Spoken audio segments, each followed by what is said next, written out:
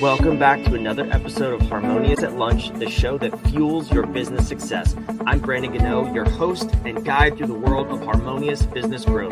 Today, we're unlocking powerful strategies with industry experts to help your business thrive. If you're a business owner, entrepreneur, or executive, you are in the right place. Join me and our incredible guests today on the journey to clarity, growth, and success. It is time to revolutionize your approach to business. Let's dive in with another episode of Harmonious at Lunch.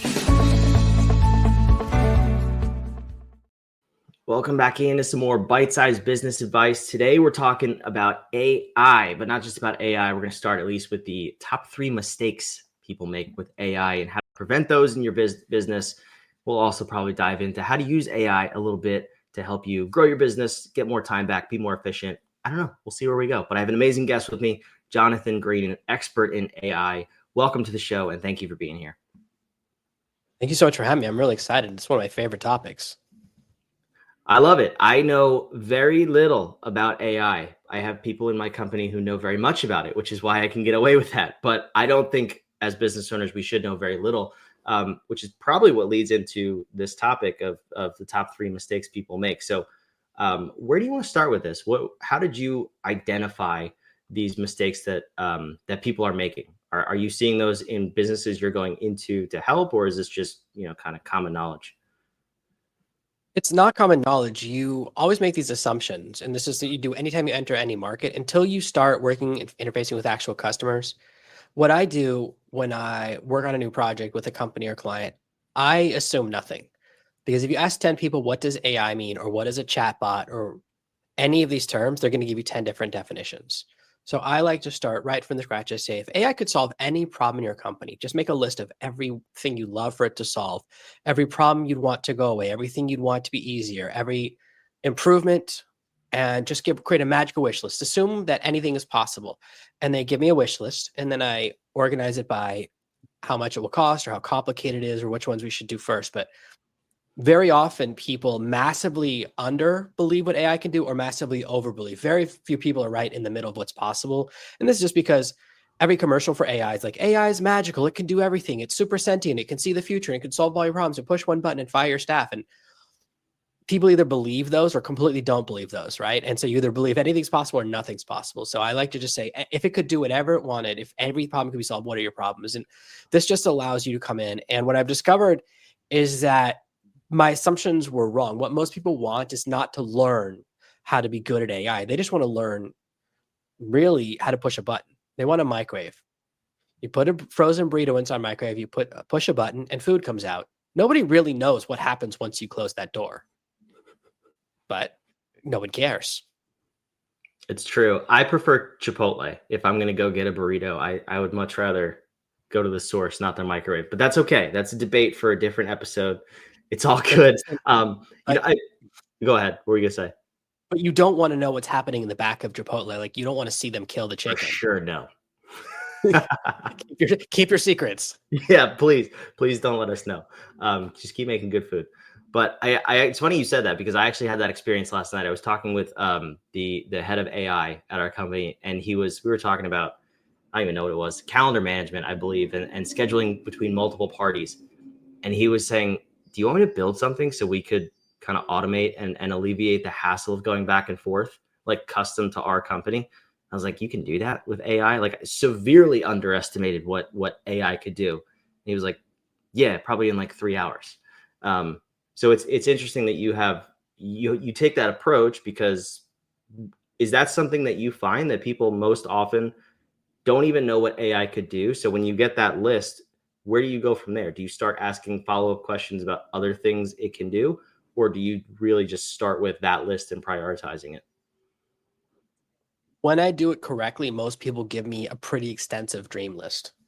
So they give me enough that it will take 6 months to implement everything. So it really is an extensive list, because I say there's sky's the limit, anything you want. There's no wrong answers, just go crazy. If you're unsure and you think maybe it's too crazy, put it on there. Very often, there's this inverse relationship between how difficult people think something is and how difficult it is. A friend of mine came to me with a software idea the other day that he'd spent a long time on. He's like, how long would this take? He's like, he put a bunch of requests on Upwork, and people said $30,000 to $50,000 to build. It will take 6 months. I was like, I can build it in 14 minutes. And I was like, what you're asking for is super easy. It's a super easy if this then that set of steps. You've already built the hard part. And he was able to have a and went to meet with a bunch of investors yesterday, because I know, and this happens all the time. If you don't know if something's hard or easy, people all will throw crazy numbers at you, and they'll build it the hardest way, the longest way, because they build by the hour. So it's really important to have someone like you have someone on a team that's knowledgeable, that knows what's hard and what's not. Because sometimes someone will think something's really easy, and it's actually super hard because of the way AIs are built right now. And you never know unless you're an expert, because the things that are hard are not logical. You would never expect them to be hard. There's a huge problem moving, for example, putting data from an AI into a Google Sheet, because the AI processes so much data that it doesn't give you one line at a time. And most automations can only accept, okay, give me line 2, now line 3. And he goes, well, I've got lines 1 through 10. And there's no system right now to accept 10 at a time lines. So the things that don't work are weird. So that's why just chatting to someone can be super helpful. I'm curious, were you able to say the Upwork 6 months versus you 14 minutes? Was it more of his explanation and detailed understanding of what he needed, or is that just your experience coming through? Because I have to think that plays a role in people thinking something's hard because they just haven't thought out all of the steps or really what's needed. You just didn't know that you don't need custom software for most of the steps. It was really just I think it was like a 4-step automation. So if you've ever worked with Zapier, most AI systems are basically that. There are a series of steps in a row, and you just have to organize them in the right way. And then you add in a prompt to one of the steps, and you talk to different AIs, and you're kind of building almost like a pachinko machine where the thing is bouncing through the different rails. So most of what I do, and this goes back to clients, I learned a lot from watching that show House, where he says every patient lies to you. So when someone gives you the list of their problems, it's 12. They'll give me 12 problems, but all 12 of them are lies. I have to figure out, because they'll say one thing, but they mean something completely different. So I have to investigate and say, when you say this, what do you really mean? I need to find out some key pieces of information. What's the start point where they've gotten the data to right now, or what they have to feed into the machine? And what's the end point? What's the ideal result? And sometimes people tell you, they try to translate it into computer speak, or they explain it in the way they think is helpful to you. So I have to investigate. So what my real skill is asking a lot of questions, and then I'll go back to them and say, okay, you said this is the problem. Does that mean you have step 1, then step 2, then step 3, then step 4, and then you want this output in step 5? Is this correct? This is the most important part of my business, because this is where I find out if I'm going to build the right machine. If you skip this step or make an assumption, sometimes, for example, I do a lot with helping people to use AI to organize their email, because we all hate getting spam. AI can really help here. It's one of the areas it's great at.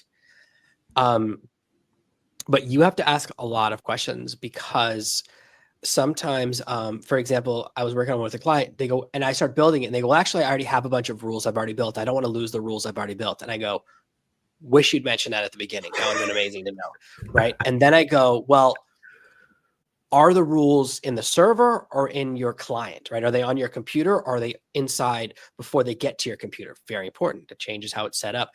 And then, you have to do a lot of investigating, because then you find out, well, actually, we're in the Microsoft 365 ecosystem. What? When was that going to come up? When was I going to find? Actually, it was all set up by an IT company. You have an IT company? We were working together for months. You've never mentioned that. So this is very normal. And anyone who does anything client facing knows 2 things. It's always an emergency until you're waiting for the client to check the work. And they never give you the logins, or they'll always give you, like, it's such a hassle just to get logins, or just to get the access to fix the thing that you want to fix. So once you have those, but then once I have those, it's actually usually very easy.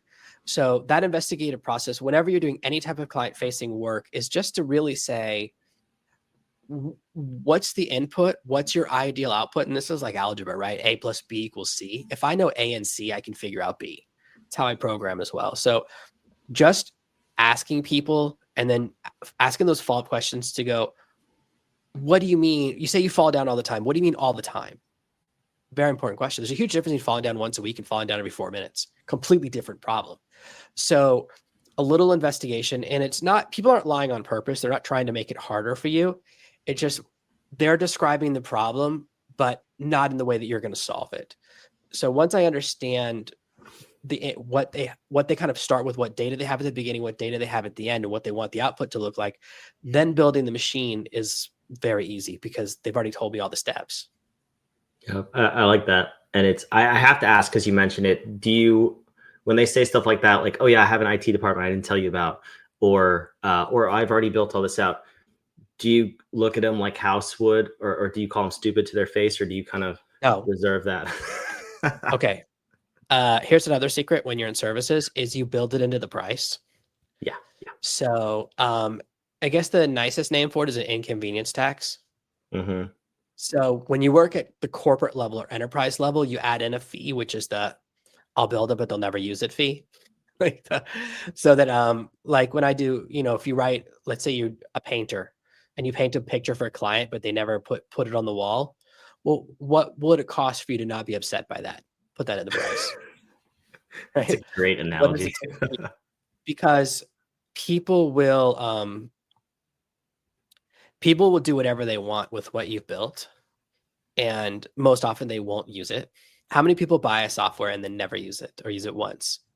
So you have to disconnect from that, and you have to just charge an amount that whatever they say, you're not going to be annoyed.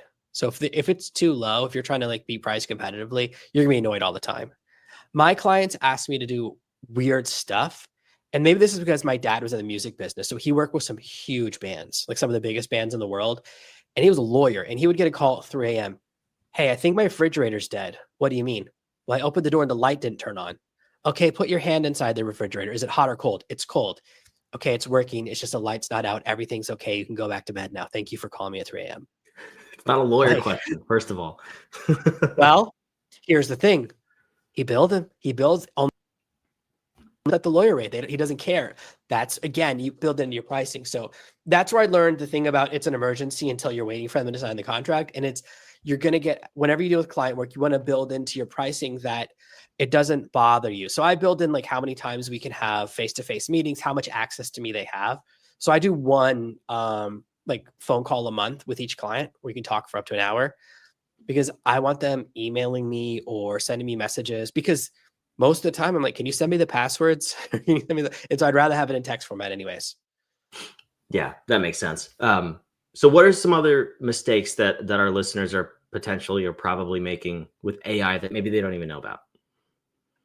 Most common mistake is overcomplicating AI. So most people at a base level, when they try to use ChatGPT, they try to do it really complicated prompts, or they try to implement this command response structure, which is I will tell you what to do and you will give me what I want. They're shouting at a robot. And we've all been there. Everyone's been mad at ChatGPT. I get mad at it all the time. When we use this structure, we get really low quality results. The shortcut, there's a lot of science behind it, is to switch ChatGPT into interrogative mode or get it to ask you questions. So I use a simple structure called the master prompt, which is 2 sentences. First sentence is, this is my goal.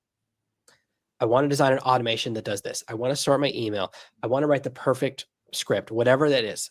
Second sentence is always, what information do you need from me? ? This gives ChatGPT 2 critical pieces of information. The one, this is a conversation, which means it's not one question, one answer, and I'm never going to hear from you again. The second is that it has permission to tell you when you've told it something dumb and to ask for more information when it needs more information. This will bypass the need for you to be smart, because now the AI will use its smartness. In default mode, you have to be smart with your prompting. This bypasses all of that. I love that, because I am not smart, so I can use that. That's awesome. That's a great tip. I think this is great. And I think this is, that right there is a real actionable strategy we can take away. I've heard too many people yelling at ChatGPT and Gemini, and that one simple little tweak could improve your results. So, Jonathan, I thank you for coming here today. You have a podcast and you also have a website for people to go to. If people want to learn more about AI or they want to take that next step, where should they go to learn more about you? Yeah, if you Google Serve No Master, every single search result for the first 100 results is me. And if you go to my website at servemaster.com/master, you can get a downloadable version of the master prompt, which I just taught you, which has some more examples. And so you can copy and paste it in case you can't remember exactly what I said. It makes it super easy. And I'm sure they can just click below the video or in the show notes, and the link will be right there to make it super easy. I have to ask, Serve No Master is relatively generic. It's definitely used in other contexts. How did you claim the first 100 results? So I thought that too when I grabbed it. So way back in 2014 or 15, I was trying a lot of domain names and just putting them in no. And then that one was available. And the only other use case is it's the tagline from a Jet Li movie that nobody's seen except for me. It's the one where he's a dog that lives in a cage. And when the bad guy wants him to fight, he takes the collar off and then he fights people and then he put the collar back on him. I think it's pretty rare. But so if that's the other result, it's like 50 pictures of me and then one picture of Jet Li with the box art from that movie. So I'm in a good company. And after that, I grabbed, every time there's a new social media platform, I grab the username and then it's the name of my book. It's the name of my podcast. I own the trademark for the phrase. So I have control over it. There is one company that sells t-shirts that says Serve No Master on them, but they're a motorcycle gang. So I've decided they have permission to just do what they feel like doing. Yeah, there's some battles you shouldn't fight. It's like I've seen Sons of Anarchy. I don't need to start any trouble, and no one's going to mix us up. Yeah, that's good advice. Let's leave them alone. So shout out to you guys and your gang. Love having you. Jonathan, thank you so much for being here. Thank you for having me. I had a good time. This is awesome. Wherever you're watching or listening, all the websites, the links, the podcast, all that fun stuff. If you want to go check it out, it's down in the show notes and description below. I'd also love if you subscribe. We put out 5 episodes a week because we want to help you build a more harmonious business and life. So subscribe. We'll see you on tomorrow's episode. Thanks for joining us.